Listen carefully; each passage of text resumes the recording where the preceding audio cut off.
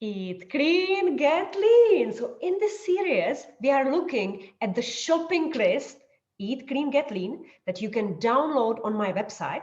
And I'm talking you through every section, giving you the nutritional tips and tricks of how you can use this list. So we have already covered starchy vegetable, non-starchy vegetable, fruit, nuts, and seeds. So until now, it was perfect for vegans and vegetarians.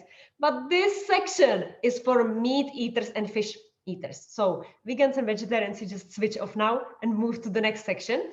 But everybody else, stay tuned in because that is important as well. We all know the difference between organic and conventional farming. Yeah, we know that organic are more sustainable. They are not using as many pesticides. They still use it, herbicides, pesticides, even though it's, for example, like manure, but they treat the animals in a better way. Yeah, so that's why we prefer to buy meat and fish, organic preferably, and with fish also wild caught. So on my list, you will first see wild salmon. So it's not farmed organic salmon, but it's wild salmon. And what is the difference? Because even if you go to the supermarket and you buy organic farmed salmon from Norway or Scotland or wherever, this was still closed in the water for many, many months before it was growing. It was still fed with some granules that were maybe organic, which we don't know. And it was still, just before the animal died, just before the fish died, it was fed with carotenoids. Maybe natural ones, but maybe synthetic to get the color, because salmon is actually not so pink. If you buy a wild salmon, it's actually gray. It's gray, sometimes very, very lightly pink, but it's gray. Everything else that you see, especially in non-organic farmed salmon, that bright orange color, that's just the synthetic carotenoid. Also, when you buy the non-organic salmon, you will see the white fat in the fish. That fish, even though, yes, it's a fatty fish, but it shouldn't be fatty like this. And then you are consuming all that fat. And that fat is always storing all the hormones and antibiotics. So when the fish also have to be fed with the antibiotics, and then you swallow it and it has impact on you. So actually it's not a win-win for anybody, and it's better to skip the fish and maybe take fish supplements in case you cannot afford buying wild salmon, which is actually a triple price.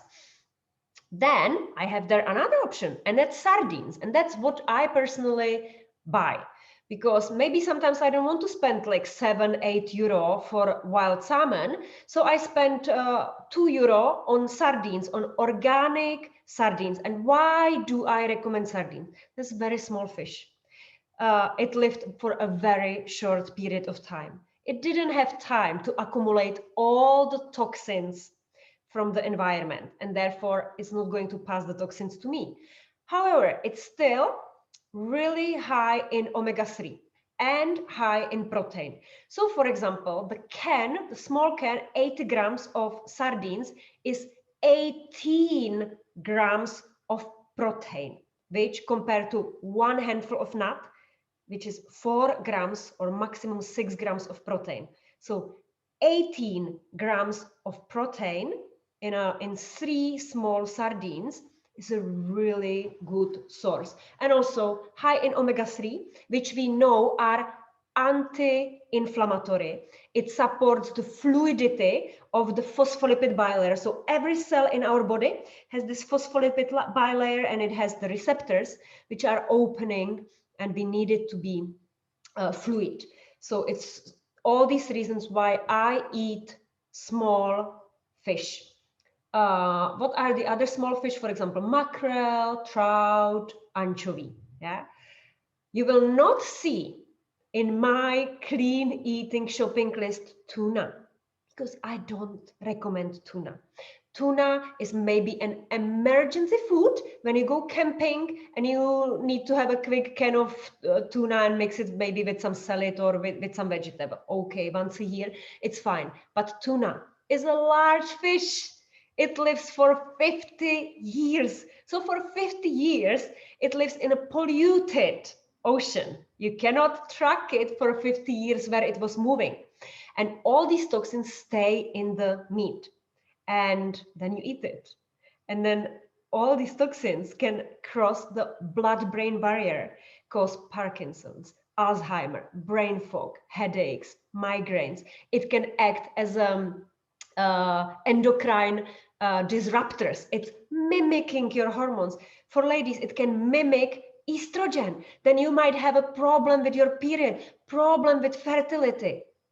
Is it worth eating tuna? I would say no, right? So this was about fish, and now let's look at meat. So I personally don't really eat meat, but it has many benefits. So for example, chicken is also very high in protein. It's high in tryptophan, and tryptophan is like a building block, precursor to serotonin, the happy hormone. And serotonin then in the night turns into melatonin, the sleeping hormone. So eating chicken and turkey has benefits. Yeah? And then of course, if you eat beef, you would want to eat grass-fed beef, not cows that were closed in a like environment, and it was fed only with granules that come from Brazil, and you'd have no control over it. So grass-fed beef would be a good choice.